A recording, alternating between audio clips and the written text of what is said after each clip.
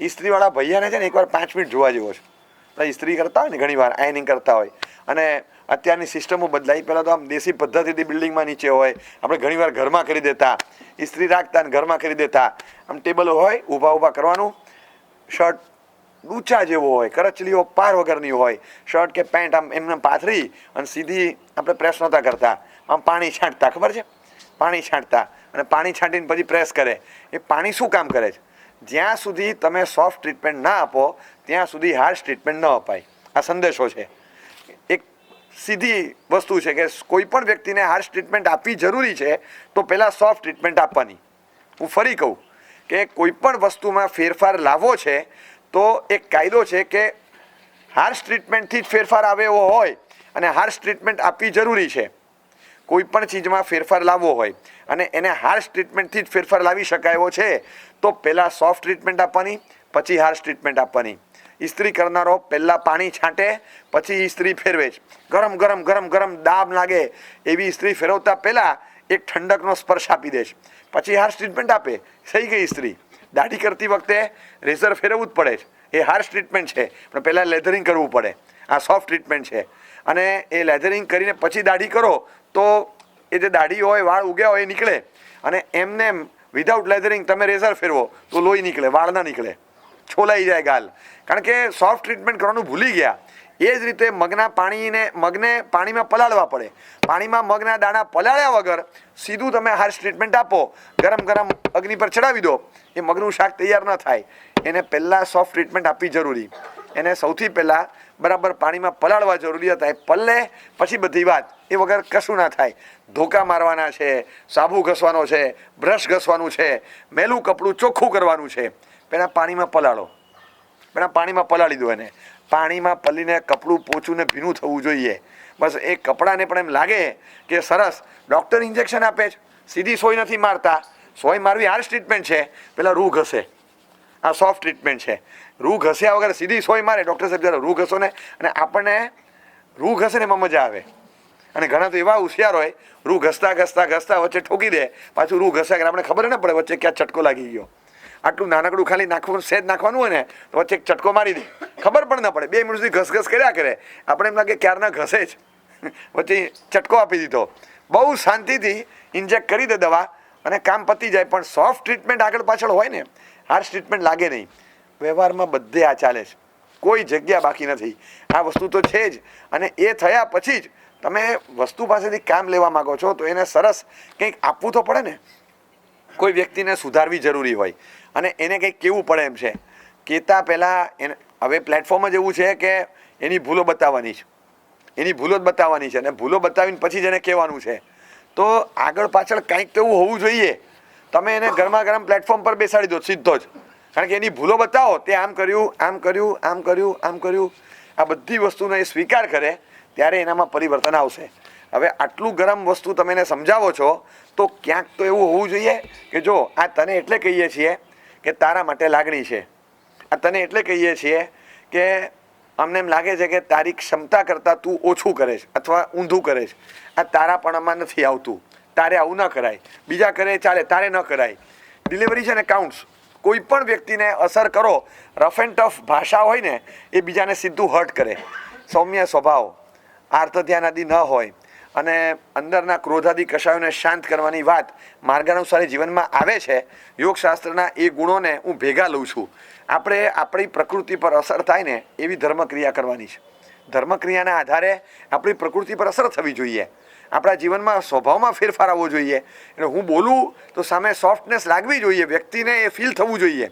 એ નથી થતું અને કહેવું જરૂરી છે. ઓથોરિટીના સ્થાને છું, કહેવું પણ જરૂરી છે. એને એની ભૂલો બતાવવાની છે તો મારે એ રીતે બતાવવાની કે એકલો ગરમ સ્પર્શ ચોક્કસ થશે, પણ ક્યાંક એને લાગે કે હું કંઈક સારા માટે કહી રહ્યો છું. મારો હેતુ તો ક્લિયર થાય. આ પુડલા ઢોસા થેપલા ઉતારતી વખતે મૂકી નહીં દેવાનું ગરમ લોઢી પર, તવી પર મૂકવાનું નહીં. પણ પીછી કેમ ફેરવે છે? આ પીછી ફેરવે તો જરા સારું લાગે. પેલાને લાગે કે બળતરા થાય છે પણ સારું થોડું સારી ટ્રીટમેન્ટ પણ આપે છે. આ પીછી ન ફેરવે તો ભાવતું નથી, પાછું સરખું ઉતરતું પણ નથી. એક પીછી તો ફેરવવાની. આટલી પ્રક્રિયા કરવી જ પડે, એ વગર ચાલે જ નહીં. કોઈ પણ વ્યક્તિને હંમેશા અમે પાત્રામાં છે ને આંબેલ ખાતામાંથી ઘણી વોરીન લાવીએ. તમે મને ખબર નથી તમે શું કરો છો. પાત્રામાં વોરીન લાવવાનું હોય, હવે સમજો કે ખીચું છે, ખીચું આંબેલ ખાતામાં ખીચું બનાવ્યું હોય, મગનું ખીચું હોય, ઘઉંનું ખીચું હોય. હવે કેવું ચીકણું હોય, ચોંટી જાય. અને આ પાત્રામાં ચોંટે ને એટલે બરાબરનું ચોંટે. ઘણી વાર તો કલર રહી જાય એનો. હા, એનો બરાબર અસર દેખાય. પાત્રા સફેદ હોય નવા તો એની પર સીધો ડાઘો પડે જ. હવે એ ડાઘો ન પડે, એ ડાઘો ન પડે, તમે ખીચું લો, ડાઘો ન પડે, સહેજે ચોંટે નહીં, કશું જ ના થાય, એને આપણે શું કરવાનું બોલો? બધાને ખબર છે. મગનું પાણી લઈ લેવાનું થોડું, કેટલું 5-10 ચમચી જેટલું. નીચેનો સરફેસ હોય ને પાણીવાળો હોય, એ મગના પાણીની અંદર ખીચું લેવાનું, કશું જ ના ચોંટે. કેટલી સરસ ટ્રીટમેન્ટ છે. આ ચોંટી જાય એવી વસ્તુ છે, આમ અંદરથી ડાઘ આપે એવી વસ્તુ છે. પણ ખાલી સહેજ પાણીનું લેવલ રાખ્યું, કંઈ જ અસર નથી, કાંઈ જ થતું નથી. હવે સીધું બધું જ પતી જાય છે, કાંઈ થતું નથી. એટલે આવું જ્યારે થતું હોય ને ત્યારે આપણે એડજસ્ટ કરી જ દઈએ છીએ. સહેજ જરાક માણસ વિચિત્ર છે, એને કહેવું પડે એમ છે તો કહીએ, પણ કહેતી વખતે એને વધારે અસર ન થાય, વધારે એટલે આડઅસર ન થાય અને પીડા ન થાય. બસ એટલું જ ધ્યાન રાખવાનું. ડિલિવરી કાઉન્ટ્સ બહુ અસર છે. આપણે કોઈ પણ વ્યક્તિને કાંઈ કહીએ છીએ ત્યારે એ શબ્દોની જબરજસ્ત ઇમ્પેક્ટ હોય છે. એ શબ્દો આપણે કયા વાપરીએ. રફ એન્ડ ટફ શબ્દ હોય તો શરૂઆતથી જ મેસેજ જ માર્યો જાય, તમારો મેસેજ જ જતો રહે. અવાજ મોટો હોય, ટોન એકદમ હાઈપર ટોનમાં મોટા અવાજે બોલે, એ ટોન જ માર્યો જાય. એ જ વસ્તુ ધીમેથી સોફ્ટનેસ સાથે કીધી હોય, એની બહુ મોટી અસર છે. કહેવાની ના જ નથી, કહેવાનું હોય, પણ કહેતી વખતે ખાલી શબ્દો કયા વાપરવા અને અવાજનું વોલ્યુમ કેટલું રાખવું, બસ આટલું જ મેટર કરે છે. એ વોલ્યુમ આપણને સરખું ગોઠવતા આવડે અને શબ્દો ચૂઝ કરતા આવડે. મેસેજ જે આપવાનો છે એ જ, બીજું કંઈ જ નહીં. પણ મેસેજ જે આપવાનો હોય એ જ મેસેજ આપણે અલગ રીતે આપી દઈએ તો મેસેજ રિસીવ થાય, અને નહીં તો મેસેજ પાછો ફરે. મેસેજ પાછો ફરતો હોય. આપણે ત્યાં પહેલાં છે ને SMS થતા ત્યારે પ્રથા હતી, 160 કેરેક્ટરથી વધારે હોય તો મેસેજ ના થાય, કાં તો ડબલ મેસેજ ગણે ને અમુક પાછા ફરે, આ બધું થતું. તો આનો મતલબ એટલો જ થતો હતો કે કંઈક લિમિટ હતી કે તમે પછી લાંબુ કરો તો રિસીવ નહીં થાય. ટૂંકામાં મૂળ મેટર જે હોય એ કહી દો. અને કળા હતી મેસેજ ડ્રાફ્ટ કરવા બેસે એ વખતે કરે, પછી ટાઈપ કરે કે આ તો 235 કેરેક્ટર થઈ ગયા, હવે શું કરવું, કંઈક ઓછું કર. આમાંથી શું ઓછું થયું છે? મેઇન મુદ્દો માર્યો ન જાય અને નકામી વસ્તુ જતી રહે, એવી તો ઓછું કરતાં કરતાં ચોથી એટેમ્પ્ટમાં હરખું ડ્રાફ્ટિંગ થાય. આ પહેલાં લખતા ત્યારે આ રીતે કરતા, આટલી જગ્યામાં કરવાનું છે. હવે એ આટલી જગ્યામાં કરતા ન આવડે, પતી ગયું. જજમેન્ટ હોય ને પાછળ શું થવાનું. કેટલી વાર આપણે ટેવાયેલા છીએ, એક ચેક લખવાનો હોય અને ચેક લખતી વખતે કાં તો એમાઉન્ટ અને કાં તો વ્યક્તિનું નામ એ લાંબુ હોય કે સંસ્થાનું નામ લાંબુ હોય ને તો આપણે ક્યાંથી શરૂ કરવું એ બહુ ઇમ્પોર્ટન્ટ પોઈન્ટ છે. લખવાનું વચ્ચેથી શરૂ કરે તો લીટી પૂરી થઈ જાય, નામ પૂરું ન થાય. એ શરૂ કરતી પહેલાં ઇન્ટેલિજન્સ વાપરે કે ભાઈ અહીંથી શરૂ કરો, લાંબુ નામ છે, લાંબુ નામ છે, એટલે આખું એક લાઈનમાં નહીં આવે, પછી બીજી ત્રીજી લાઈન ઉમેરવી પડશે. એટલે એ સાઈડમાં કોર્નરથી શરૂ ના કરે, વચ્ચેથી ના કરે, એકદમ શરૂઆતથી કરે. પાછળ જગ્યા વધે તો વાંધો નહીં, પણ આગળ જગ્યા રહીને પાછળ ઘટે એવું ના થવું જોઈએ. બસ એટલી ખબર છે કે શરૂ કરતાં પહેલાં ક્યાં પૂરું કરવાનું છે મને ખ્યાલ છે. શરૂ કરતાં પહેલાં જ ક્યાં પૂરું કરવાનું ખ્યાલ છે. કોઈ ચર્ચામાં ઉતર્યા તો શરૂ કરતાં પહેલાં ક્યાં પૂરું કરવાનું ખ્યાલ હોય છે? કેટલું ચાલશે કંઈ ખ્યાલ હોય છે? એક છે ને શરૂ કરવું બહુ અઘરું, સહેલું છે. પૂરું કરવું અઘરું નથી, આપણા હાથમાં નથી. પછી એકવાર આપણો મિજાજ ગયો, આપણે કંઈક શરૂ કરી દીધું, પછી શરૂ થયું, પછી કેટલું ચાલશે કંઈ ખબર નથી. આ શું કહેવાય કે ઇઝરાયલ પર છે ને પહેલાં મિસાઇલ છૂટી ગઈ, આ શરૂ થયું, હવે પૂરું ક્યારે થશે? અને પૂરું થશે ત્યારે નકશો આનો હશે કે બદલાયેલો હશે, આપણને કાંઈ ખબર નહીં પડે, કશી જ ખબર ના પડે. ઉશ્કેરાટ એવી ચીજ છે, એ પોલિટિકલ લેવલ પર હોય કે પર્સનલ લેવલ પર હોય, ઉશ્કેરાટ છે. એકવાર મિસાઇલ છૂટી, પતી ગયું. 5000 છોડવાની જરૂર નહીં, એક જ વાગવી જોઈએ સામી વ્યક્તિને. અને સૌથી વધુ પીડા કયો ઘા લાગે ખરે? છરી વાગે ત્યારે, કાંટો વાગે ત્યારે, કાચ વાગે ત્યારે, લોખંડની કરચ વાગે ત્યારે, ધારદાર પથ્થર વાગે ત્યારે, લાકડાની ફાંસ વાગે ત્યારે. બોલો સૌથી વધારે ઘા પીડા ઉપજાવે છે નહીં? શબ્દ વાગે ત્યારે. શબ્દ વાગે ત્યારે ન લોહી નીકળે, ન ઘસારો દેખાય. મને બતાવો, તમે કડક શબ્દ બોલ્યા, મને શું થયું? મને બતાવો. કશું નથી થયું, અને છતાં સૌથી વધારે હેરાન થયો. સૌથી નાજુક દેહ છે મનનો. સૌથી નાજુક શરીર છે અને એને શબ્દનો ઘા વાગે ને એ ફિઝિકલી તમને વર્તાશે નહીં, દેખાશે નહીં, હું બતાવી નહીં શકું, પણ ફીલ કરું છું કે કેટલું વાગ્યું છે મને. તો એ ઘા જ્યારે લાગે એ ન લાગે એનું જ ધ્યાન રાખવાનું છે કે એવો ઘા લાગે નહીં. તમને ફિઝિકલી કાચ વાગે, પથ્થર વાગે, કંઈ પણ વાગે, ફિઝિકલી ચાલતી વખતે તમને જે થવું હોય તે થાય, પણ એ વખતે જે અસર થઈ હોય શબ્દ વાપરતી વખતે ધ્યાન રાખવાનું. આપણે રસ્તા પર ચાલતી વખતે કેળાની છાલ ગમે ત્યાં નહીં નાખવાની, કોઈ પડી જાય તો વાગી જાય, પથ્થર ગમે ત્યાં મૂકવાનો નહીં, કોકને પથ્થરની ઠેસ વાગી જાય. દેરાસરમાં ધ્યાન રાખી કે પાટલો પછી પતી જાય પૂજા પછી વચ્ચે ન પડ્યો રહે, કોઈને પગમાં ઠેસ વાગશે, પગમાં આવશે તો વાગી જશે. ચાલતી વખતે ધ્યાન રાખીએ કે ઉમરો છે, જરા જોઈને ચાલો, પગમાં વાગશે, આ ધ્યાન રાખીએ. ઉપરના ભાગમાં નીચે વાંકા વળીને ચાલવું પડે હોય, નીચેથી વાગે એમ છે, માથું ભટકાશે તો જોઈને ચાલીએ. ઉપર નીચે ક્યાંય પણ વાગે, ઢીમણું થશે, છોલાશે, વાગશે, ઠેબુ વાગશે, આપણે ધ્યાન રાખીએ છીએ. પણ કાચ વાગે એના કરતાં, પથ્થર વાગે એના કરતાં, લોખંડ વાગે એના કરતાં, ધારદાર શસ્ત્ર વાગે એના કરતાં, લાકડાની ફાંસ વાગે એના કરતાં સૌથી વધારે ઈજાગ્રસ્ત કરનાર હોય તો શબ્દ વાગે ત્યારે. શબ્દ જો વાગ્યો ને તો બહુ મોટી અસર. શરીરમાં બીજું કંઈ પણ થાય તો લોહી નીકળે, લોહી ક્લોટ થઈ જાય, ઘા પડે, ચીરો પડે, ઊંડો ચીરો પડે તો ટાંકા લેવા પડે, બધું જ થાય.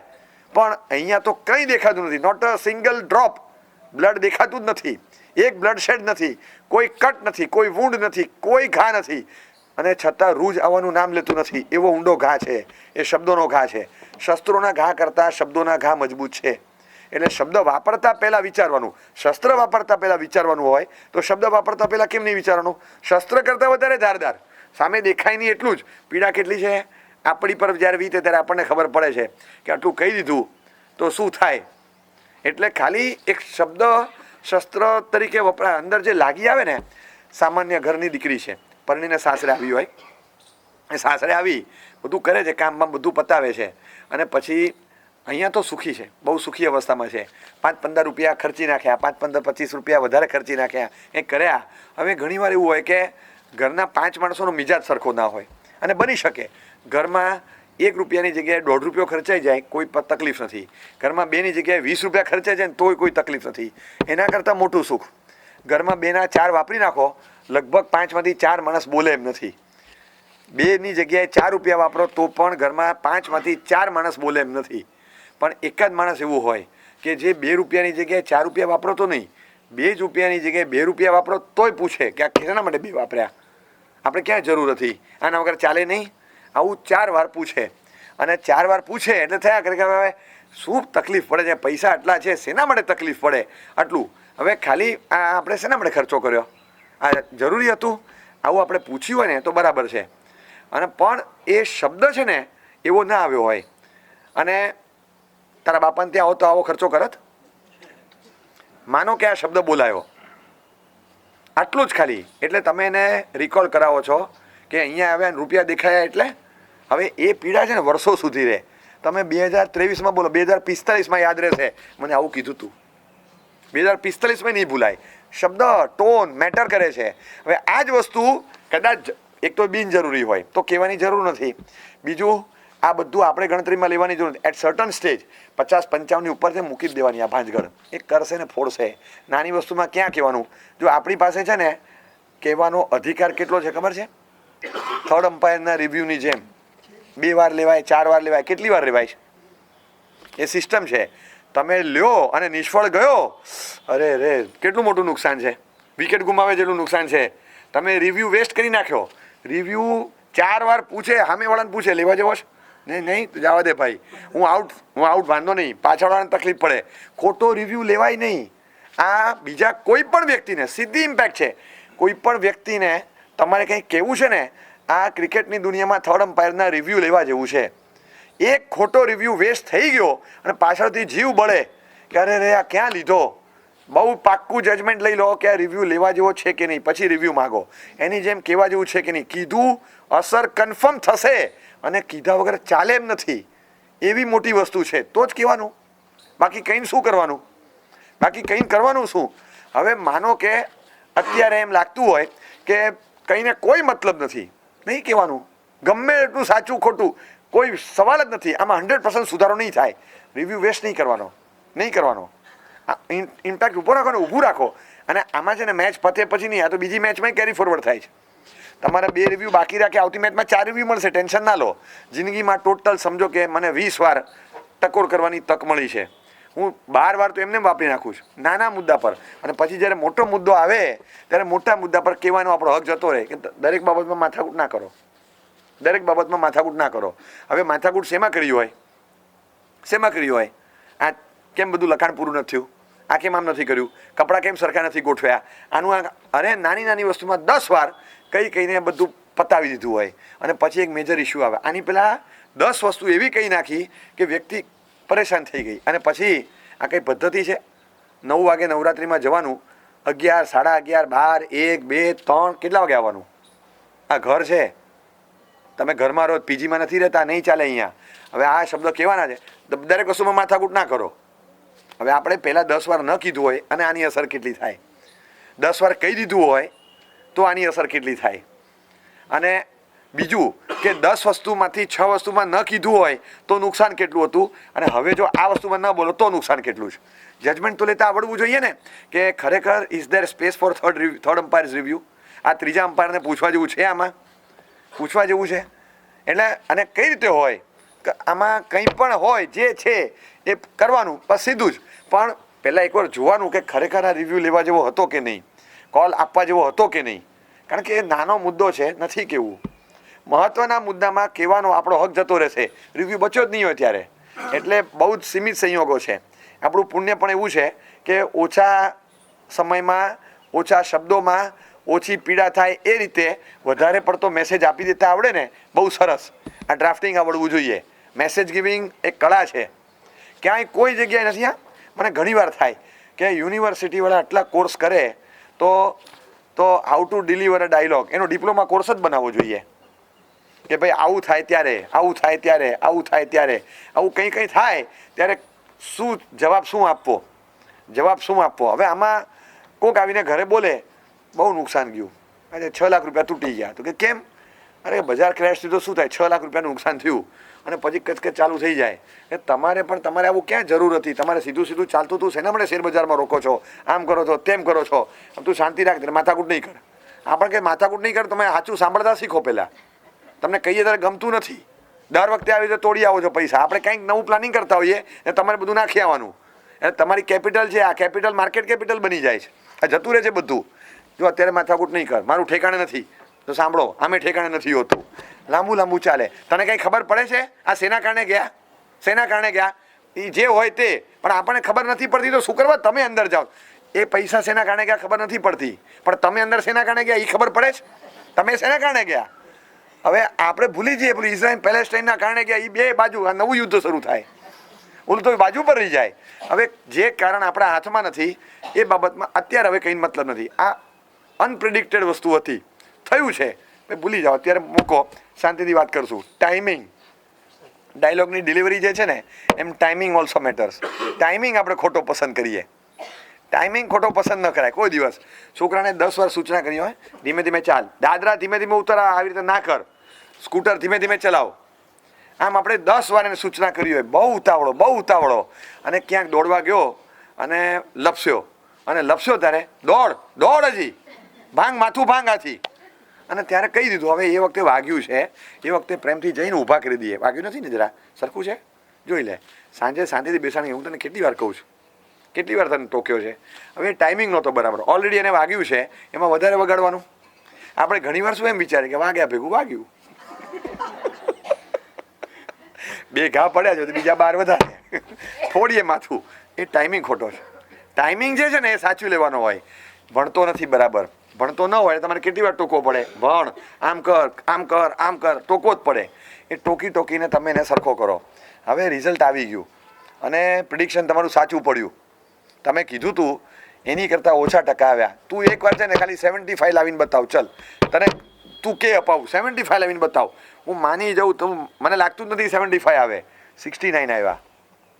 તમે સાચા પડ્યા અને ફાંકા મારતો તો છોકરો, દીકરો કે દીકરી, મને 80 આવશે ને 85 પ્લસ આવશે. આ જો તું. હવે એ ટાઈમે અત્યારે ઓલરેડી 69 આવે, એમ્બ્રેસિંગ સિચ્યુએશન છે. બધાને કંઈ બધા સ્ટેટસ પર પોતાના રિઝલ્ટ મૂકી દીધા છે અને આને કંઈ કરવાનું નથી. હવે કાંઈ કરવાનું નથી. પછી અડધા તો એવા હોય ને, તારું રિઝલ્ટ નથી આવ્યું તો સ્ટેટસ પર કેમ નથી મૂક્યું? અલા મૂકવા જેવું હોય તો રહું, બાકી એટલી ભાન ન પડે, એટલી ભાન ન પડે કે નથી મૂક્યું તો સમજી લેવાનું હોય. રિઝલ્ટ મૂક્યું હોય ને અને ન વાંચો તો ચાલે, પણ જ્યારે ન મૂક્યું હોય ને ત્યારે વાંચતા આવડવું જોઈએ. એ કેમ નથી મૂક્યું? પછી પૂછપૂછ કરે, શું થાય, શું આવ્યું? અને ઘણા એટલું પૂછપૂછ કરે, ઓલરેડી બિચારાના અંદરથી લપકારા મારતા હોય કે શું આવ્યું, કંઈ નહીં. એટલે એમની ટોટલ પર્સન્ટ કેટલા? અરે બહુ કંઈ છે નહીં, હવે ભાઈ અમારે બહુ કે જાહેર કરવા જેવું હતું નહીં એમની, પણ તોય અંદાજે કેટલા? કે 65. 65 શું વાત કરે? ઇંગ્લિશમાં કેટલા, ફિઝિક્સમાં કેટલા? અલા ટોટલ 65 છે તો એકેમાં 95 ન હોય. હવે લાંબુ લાંબુ ના પૂછ, પણ પૂછ કર્યા કરે ને એટલે ગમે નહીં. એમાં પાછા ઘરના અમે તને પહેલેથી કીધું તું લે 85 ની ફાંકા મારતો હતો ને, કેટલું આવ્યું? અમે તો હજી સારું હતું કે 75 બોલતા હતા, 72 3 આવ્યા ને તોય ચલાવત, આવ્યું 65 69. શું લાવ્યો? અમે તો તારું ભવિષ્ય ભાખેલું જ હતું. હજી જો આવતા વખતે 55 આવવાના છે. હવે ઓલો બચારો ભણે કઈ રીતે? અત્યારથી તમે જ્યોતિષીની જેમ ભવિષ્ય બાકી દીધું. તમે એના બદલે એને શાંતિથી ખાલી એટલું જ કહો, હવે આ ટાઈમિંગ ખોટો, જો સલાહની જરૂર છે 100%, ટાઈમિંગ ખોટો જ. એ વખતે એટલું જ કહેવાનું, કંઈ ચિંતા ના કર, કંઈ ચિંતા ના કર. અમુક બેફિકર હોય એને ચિંતા જ ન હોય. અમે ઘણા છોકરાને પૂછીએ કે એક્ઝામ વખતે ટેન્શન હોય તો કે હોય ને મમ્મીને, આપણે ક્યાં? એને ટેન્શન જ નથી, એને જરાય ચિંતા નથી. એને 70% આવે કે આટલા જ, હું આટલા, બાજુવાળાને 2 છોકરા પાસ થઈ જાય એટલામાં. તમારો એકલો 70 લાવ્યો તો વધારે ના કહેવાય? 2 જણના ઘરના ખર્ચા નીકળે એટલું કમાતો હોય તો સારું કમાયું કહેવાય કે નહીં? આ આજુબાજુવાળાના 2 છોકરા પાસ થાય 70%માં, આપણે એકલા લાવ્યા, જરાય ઓછા નથી. બેફિકર તો રોકડા જવાબ આપશે, બોલો શું કરશો? એટલે ટાઈમિંગ મેટર્સ. હવે જ્યારે ઓછું આવ્યું હોય ને અને એને તમે જોઈ લો, એને 38% આવે ને કાંઈ અસર નથી. ઘણાને અસર જ ન હોય, કાંઈ અસર જ ન હોય, પ્લાસ્ટિક છાપ હોય, સંવેદનશીલ ન હોય. બીજા બિચારાને 92 ધાર્યા હતા 90 આવે ને તો એમ થઈ જાય, અરે 92 ને આપણે 90 આવ્યા, એટલા બધા અપસેટ થઈ જાય. તમારે એને આમ મૂડમાં લાવવા માટે પ્રયોગો કરવા પડે. અને આને ગમે આવ્યા આપણે આને ક્યાં કે જેને અપસેટ થવું થાય, આપણે કાંઈ અસર નથી. કાગળ પર અક્ષર ભેંસ બરાબર, કાંઈ લેવા દેવા નથી. કાળા અક્ષર ભેંસ બરાબર. મારે 38 88 જે લખવા એ લખો, કોઈ ફરક નથી પડતો, કાંઈ જ ફરક નથી પડતો. આમાં શું થયું? કશું નથી, ખાલી એક ઊંધો તગડો બરાબર લખ્યો જ ને હરખું લાગત. આ 3 લખ્યું, પછી આમ લખ્યું. આજે ઊંધો આ તગડો લખ્યો ને એની બાજુમાં બીજો ઊંધો તગડો લખો, 88 થઈ જાય એમ છે. આ ટીચરે બરાબર લખતા ના આવડ્યું, બધું બરાબર હતું, એને કોઈ અસર નથી. તો પછી તમારે એને કંઈ કરવાનું શું? એને કહીને શું કરવાનું? અમુક વખતે કોઈ જ સુધારો નથી થતો, તમે કંઈ શું કરો? ખાલી રિવ્યૂ વેસ્ટ કરવાના, ખાલી રિવ્યૂ બગાડી નાખવાના. ઊભા રહેવાનું, જોવાનું કે સામે અસર થાય એમ છે. અને એના વગર તમે કીધે રાખો સામે વ્યક્તિને અસર શું થશે. એવી ઘણી વસ્તુ છે, ખાલી નાના બાળકોને નહીં, મોટા હોય ઘણીવાર. મોટાને તમે ગમે એટલું કહો કોઈ ફરક પડે એમ નથી, કાંઈ જ ફરક નહીં પડે. તો હવે એની સિસ્ટમ પ્રમાણે ચાલશે એ બધું. દાખલા તરીકે મોટી ઉંમરના છે, એમને સવારે નાસ્તો કરવાનો છે. હવે નાસ્તો કરાવીને તમારે તરત ક્યાંક નીકળવાનું છે, કાં તો જોબ પર, કાં તો ઓફિસમાં, કાં તો વ્યાખ્યાનમાં, ક્યાંક નીકળવાનું છે, જલ્દી આવી જાઓ ને. હવે એમનું પ્રતિક્રમણ પતે એટલે પછી બધું કટાસનું બધું વાળી અને થેલીમાં બધું પેક કરે. પછી પૂજાની થાળી, વાટકી, સામગ્રી, ફળ, નૈવેદ્ય, બટવો, એમાં ચોખો બધું તૈયાર કરે. આ બધું લઈને જવાનું છે 9:30 વાગે, પણ તૈયાર પહેલાં બધું કરે અને પછી નાસ્તો કરવા આવે. તમે ખાલી એટલું કીધું બા બધું છોડી દે ને, આમે એ બધું 10 વાગે જરૂર છે તો પહેલાં નાસ્તો કરી લો, હું છૂટી થઉં અને હું નીકળી જાઉં, પછી તમે તમારી મળે આ બધું તૈયાર કરો. હવે એ સિસ્ટમમાં ફેરફાર ના થાય. આ તૈયાર પહેલાં જ કરવાનું, વાપરવાનું 9:30 પછી છે, પણ તૈયાર પહેલાં કરવાનું. હવે આને શું કહેવાય તમે કહો? ઇરિટેટિંગ પોઈન્ટ કહેવાય. હવે તમે ગમે એટલું કહેશો એ મને આ જ ફાવે. હવે આ લોજિક શું? બોલો લોજિક શું? તમારું મગજ કટાઈ જાય કે લોજિક શું આની પાછળ, કે આ પહેલાં તૈયાર કરવાનું. અરે ભાઈ સમજી જતા હોત તો સમજી ગયા હોત, આટલું જ ખાલી કરવાનું છે. આ જ વસ્તુ તૈયાર કરીને તમારે મૂકવાની અને પછી નાસ્તો કરવાનો, નાસ્તો કરીને પછી નાહવા જવાનું, પછી તૈયાર થઈ અને આ બધું લઈને નીકળી જવાનું. એક મનમાં બેસી ગયું, આપણે નાઈને પૂજાના કપડાં પહેરીને બેસીને આમ લઈને હાલતા જ થવાનું રહે. અરે હાલતા થવાનું રહે, એની પહેલાં મહેનત કરી હતી ને 15 મિનિટ, તો ત્યારે કરજો. તો તમે નવકારસીમાં 10 મિનિટ મોડા જાઓ છો, એના બદલે વહેલા જાઓ, ટાઈમસર પહોંચો તો પહેલાં છૂટા થાય. એ મારે તો આ જ ફાવે મને. હવે આમાં ચેન્જ ટાઈમ નથી તો તમે શું કરશો બોલો? આ ઘરેડ પડી ગઈ. હવે આમાં કાંઈ ફરક પડે એમ નથી, તો શું કરવાનું? કંઈ કરીને મતલબ છે? તમારી પાસે 3-4 ઓપ્શન છે, જે તમે કરી શકો તો મને કહેજો, આ માણસને ખતમ કરી નાખો. થાય એમ છે? તો કે ના. આનાથી જુદા થઈ જાઓ, તો કે ના, એ તો સારું ન લાગે. પછી આવો એવો મુદ્દો નથી, તો પછી એમના બટવાને બહાર ફેંકી આવો. એ થાય એમ છે? તો કે ના. તો એમનું બેસણું કરવાની ના પાડી દો કે હું તમને નાસ્તો નહીં કરાવું, તમે બહાર જઈને કરી આવો. એ થાય એમ છે? તો કે ના. તો શું થાય? કશું નહીં, જે ચાલે ચાલવા દેવાનું, બીજું શું? તો પછી જીવ બાળ્યા વગર હું કામ ચાલવા નથી દેતા? અંદર જીવ બાળીને બોલ કરીને ચાલવા, અમે ચાલવા જ દો છો? 10 વર્ષથી ચાલવા દેવાનું, આખા ગામમાં ગણો અમારે આવું ચાલે જ, બોલો આટલી સમજણ નથી બાને. પછી શું કરવાનું? ચાલવા દઈએ, બીજું શું? તો પછી હસતા હસતા ચાલવા દો. આર્ત ધ્યાન કરીને છેલ્લે ચાલવા દેવાનું છે, તો ચાલવા દો.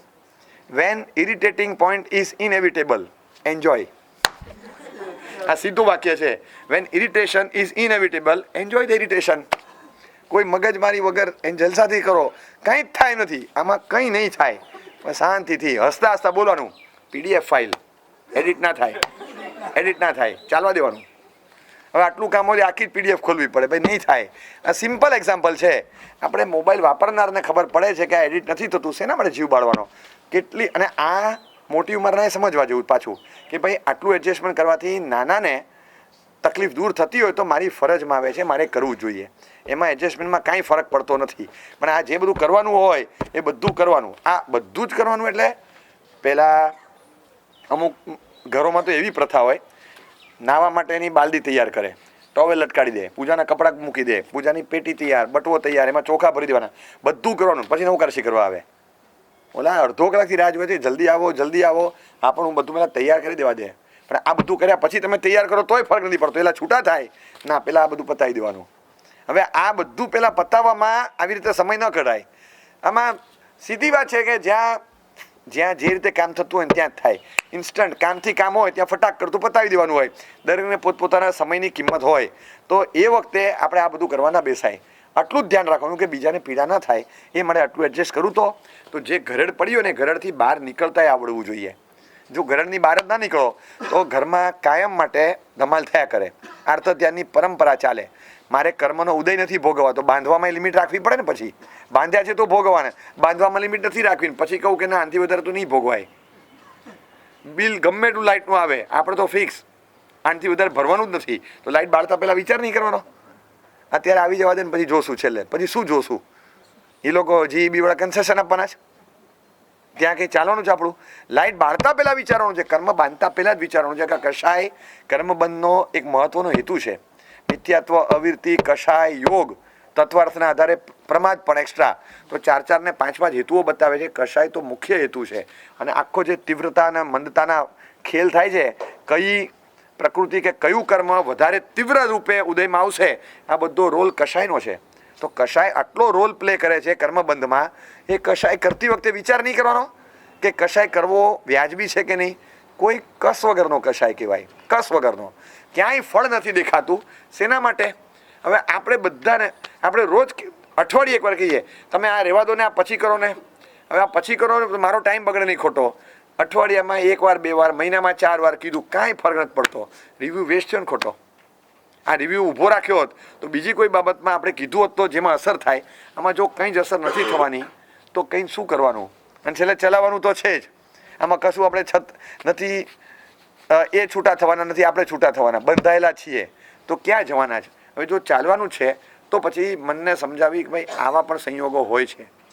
આવા સ્વભાવની એક ઘરેડ પણ હોય, જેને આપણે સ્વભાવની વિચિત્રતા કદાચ કહેતા હશું. એમની સ્વભાવની વિચિત્રતા અંગે પરાધીનતા છે, એની બહાર નથી આવી શકતા. એમ હાથ બંધાયેલા હોય, કામ ન કરી શકે. પગ બંધાયેલા હોય, ચાલી ન શકે. એમ મગજ બંધાયેલું હોય, વિચારી જ ન શકે. હાથને પગ જ બંધાય, મગજ બંધાયેલું ન હોય. આપણે કે કાંઈ વિચાર નથી કરતા, પણ મગજ બંધાયેલું છે. મગજ બંધાયેલું છે. તમે શું કરો? નથી, વિચાર નથી આવતો. હાથ બંધાયેલા હોય, લખાણ ન થાય, પગ બંધાયેલા હોય, પગલું ન મંડાય, વિચાર નથી આવતો, કારણ કે મગજ બંધાયેલું છે. હવે મગજ બંધાયેલું હોય ત્યાં તમે કશું જ ના કરી શકો. સ્વીકારી લેવાનું કે ભાઈ આમાં કંઈ ફેરફાર નહીં થાય, મગજ બંધાયેલું છે. એટલે આવા સંયોગોમાં આપણે પરાણે સ્ટ્રેસ કરીને, પ્રેસ કરીને, આમ મંડી પડીને સુધારો લાવવાનો પ્રયત્ન કરીએ. We are wasting our review. આ રિવ્યૂ વેસ્ટ કરવા જેવું છે, કરાય જ નહીં. જોવાનું કે ભાઈ કાંઈ ઉપજે એમ છે, કાંઈ નથી ઉપજતું તો જવા દો, છોડી દો, બધી વાત સાચી છે અને આપણે 100% સાચા છીએ, પણ હવે થાય એમ નથી તો શું કરવાનું? હવે જો થાય એમ નથી તો આમાં મગજમારી કરીને શું કરશું? છોડી દો, જવા દો. એટલે આ રીતે મનને ટેવ પાડવાની. કશાય નથી કરવો તો જ્યાં કશું જ નથી ઉપજેવું, ટાઈમિંગ વ્યક્તિ જોવાની, જેમ ડાયલોગ ડિલિવરી જોવાની, ટાઈમિંગ જોવાનો, એમ કેરેક્ટર જોવાનું. સામી વ્યક્તિને ખરેખર કહેવા જેવું છે, સમય બરાબર છે. સમય બરાબર ન હોય તો યોગ્ય કેરેક્ટરની ન કહેવાય. સમય બરાબર છે, કેરેક્ટર યોગ્ય છે, બધું છે, પણ ડાયલોગ બરાબર જોઈએ. ડાયલોગ બરાબર હોય તોય ન ચાલે, તો પણ ન ચાલે. એટલે એક શબ્દ આડો ઓળો કંઈક બોલાઈ ગયો ને, સીધી ધાર વાગી જાય. એટલે ડાયલોગ ડિલિવરી બરાબર જોઈએ. બીજી બાજુ આપણે ત્યાં શાસ્ત્રોમાં બહુ સરસ ઉદાહરણ છે. રાજા અતિશય સંપન્ન અને લાગણીશીલ વ્યક્તિત્વ રાણીની સાથે છે. રાણી એકદમ બીમાર હતા અને એવો રોગ લાગુ પડ્યો તો વૈદનું કહેવું હતું કે લાંબુ નહીં ખેંચાય, યુવાન વય છે, હજી તો નાની ઉંમરના 2 દીકરાઓ છે અને આ રાણીને જીવલેણ રોગ લાગુ પડ્યો છે. હવે ક્યોર થાય એમ નથી. લાગ્યું કે હવે છેલ્લા દિવસો છે, સમાધિથી જાય. રાજા બાજુમાં બેસીને સરસ રીતે એને સમજણ આપે છે. રાણીને મનમાં ચિંતા એમ છે કે હવે મારા ગયા પછી આ બીજા લગ્ન કરશે, બીજી લાવશે, આમ કરશે, તેમ કરશે. હવે સીધું પૂછવું છે. શું મજાનો સંસ્કૃત ભાષાનો ગ્રંથ, એમાં શબ્દો છે, માર્વેલસ શબ્દો. તમે પ્રેઝન્ટેશન સ્કિલ કહેવાય ને તો તમને લાગે કે કોર સિલેબસ છે એનું. રાજા બેઠા છે, રાણીને પૂછે છે, તારે કંઈ પૂછવું છે? ક્યારનું તારા મોઢા પર દેખાય છે, કંઈ પૂછવું છે? પૂછી લે. તમને જવાબ આપવા જેવો લાગે તો આપજો. ખાલી એટલું જરાક જાણવું છે, કદાચ મને કંઈ થઈ જાય તો મારા ગયા પછી આ 2 દીકરાઓ છે 2, એને કોઈ તકલીફ પડે એવું લગભગ નહીં થાય ને ઘરમાં? તમે સમજ્યા? મારા 2 દીકરાઓને કંઈક તકલીફ પડે એવું કંઈ થશે ઘરમાં? પદ્ધતિ જો પૂછવાની. રાજાને મેસેજ મળ્યો કે શું પૂછવા માગે છે. રાજાને મેસેજ મળી ગયો છે, બરાબર છે. તો આ શબ્દ મેટર કરે. ઘણીવાર મરણ પથારીએ પડ્યા હોય, કચ આ તો પ્રેમાળ સંબંધ હોય તો આ રીતે બોલે, આ રીતે પૂછે, સામે બિટવીન ધ લાઇન્સ મેસેજ મળી જાય.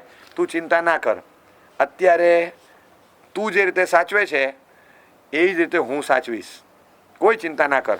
આટલો મેસેજ આપે ને તો એને બિટવીન ધ લાઇન્સ મેસેજ મળી જાય. પછી અર્થ એનો જુદો નાનો જુદો નીકળે તો વાંધો નહીં, પણ રાજા એમ કહેવા માગતા હોય કે હું કંઈ પણ પગલું ભરીશ તો વિચારીને લાવીશ કોકને, આને તકલીફ નહીં પડવા દઉં, એ અર્થમાં કહેતા હોય. પણ રાણીને એટલો મેસેજ મળી જાય કે બહુ ચિંતા કરવા જેવું નથી. બાકી વિચિત્ર સ્વભાવ હોય, તડાફડીથી ટેવાયેલા હોય અને આવું જ સિચ્યુએશન હોય. મને વિચાર આવ્યો કે આ ગ્રંથમાં એમ લખવું કે બહુ સરસ રીતે જીવનારું કપલ હતું ને એટલે વાર્તાલાપ આવો થયો. કચકચવાળું હોત અને પછી મરણ પથારી પણ કે મુમતાઝ મરી ગઈ, તેની પાછળ શાહજહાએ તાજમહલ બાંધ્યો, તમે શું કરશો? મેં જગ્યા લઈને તૈયાર રાખી, ઉતાવળ તાવું નથી કરતી, તારા કારણે અટકે છે. બોલે આવો જવાબ આપે તો શું થાય? મેં તો પ્લોટ લઈને તૈયાર રાખ્યો છે, પ્લાન બનીને તૈયાર છે, અટકે તારા કારણે. હવે થાય શું બોલો? એટલે આવું પૂછાય પણ નહીં અને આવો જવાબે ન અપાય. કમ્યુનિકેશન એક આર્ટ છે, બોલવાની પદ્ધતિ કળા છે. 2 ઇન્દ્રિય અને એની ઉપરની કક્ષા આવે ને એટલે જીભ મળી જાય છે, પણ સંઘની પંચેન્દ્રિયમાં મગજ મળ્યા પછી નથી સમજણ પડતી કે વાપરવાનું કઈ રીતે. સાયકલ આવે અને સાયકલ આવડે, બેમાં ફરક નહીં? ઘરમાં સાયકલ હોવી અને સાયકલ પર બેસીને ચલાવતા આવડવી, બેમાં ફરક છે. સાયકલ પર પાછળ બેઠા હોઈએ ત્યારે ચલાવવાની જવાબદારી આપણી નથી, ખાલી પડી ન જઈએ એટલું ધ્યાન રાખવાનું. પણ સાયકલ જ્યારે આપણે ચલાવતા હોઈએ ત્યારે આપણે આજુબાજુવાળા 2 અને સામેવાળો બધાનું ધ્યાન આપણે રાખવાની જવાબદારી છે. મારે સાયકલ ચલાવવાની, સાયકલ પડવી ના જોઈએ, હું પડવો ન જોઉં, પાછળ પડ્યું હોય એ ના પડવું જોઈએ, થેલી ટીંગાડી હોય એમાંથી એક સફરજન ના પડવું જોઈએ અને સામેવાળો અથડાવો ના જોઈએ. બધું જ ધ્યાનમાં રાખવાનું છે, બધું જ. કારણ કે આઈ એમ ડ્રાઇવિંગ, હું એક સાયકલ જેવું વ્હીકલ ચલાવું તો આ તો શબ્દો આપવાના છે, તો બોલનારની જવાબદારી થાય છે કે હું શબ્દ બોલું એની સામે અસર શું થશે. જે અસર થવાની છે એ મને ખ્યાલ હોવો જોઈએ કે આની અસર શું થશે. જો પોઝિટિવ ઇમ્પેક્ટ આવતી હોય 100% ટકોર કરવાની, કારણ કે રિવ્યૂ લેવા જેવો છે. પણ કાંઈ અસર થાય એમ નથી તો રિવ્યૂ વેસ્ટ નહીં કરવાનો. સાચા હોય તોય રિવ્યૂ વેસ્ટ નહીં કરવાનો. ખબર જ છે કે આમાં કંઈ જ થાય એમ નથી. અને આમાં પાછું કેવું છે કે સામી વ્યક્તિ અમ્પાયર, થર્ડ અમ્પાયર તો કે સામી વ્યક્તિ છે, સામી વ્યક્તિને થર્ડ અમ્પાયર તરીકે મૂકો છો, એટલે એને તો જે મનમાં આવશે એ જ આપશે. આપણે સાચા લાગીએ આપણી દ્રષ્ટિએ, એને પોતાને ખબર પડે છે કે મારે સાચું ખોટું શું છે તો એ કરત. એટલે રિવ્યૂ વેસ્ટ કર્યા વગર આપણે જે ચાલે છે એ ચાલવા દેવાનું. તો ખોટું ચાલવા દેવાનું. હવે ખોટું નહીં ચાલવા દો તો બીજું શું થશે? આ સંઘર્ષ થશે. સંઘર્ષ ખોટો જ છે પાછો. સંઘર્ષ એ ખોટો જ છે. તમે ખોટું નહીં ચાલવા દો તો ખોટું નથી ચાલતું, વાત કબૂલ. પણ સંઘર્ષ ચાલે છે એ પણ ખોટો છે. તો વેસ્ટ કરીને સમય, શક્તિ બધું વેડફવાનું, બધું બગાડવાનું, જેનું કંઈ ઉપજે નહીં. એના કરતાં બહેતર એ છે કે સ્વભાવમાં પરિવર્તન લાવવાની રૂએ આપણે આટલું જોવાનું કે મારો રફ એન્ડ ટફ વ્યવહાર સુધરે.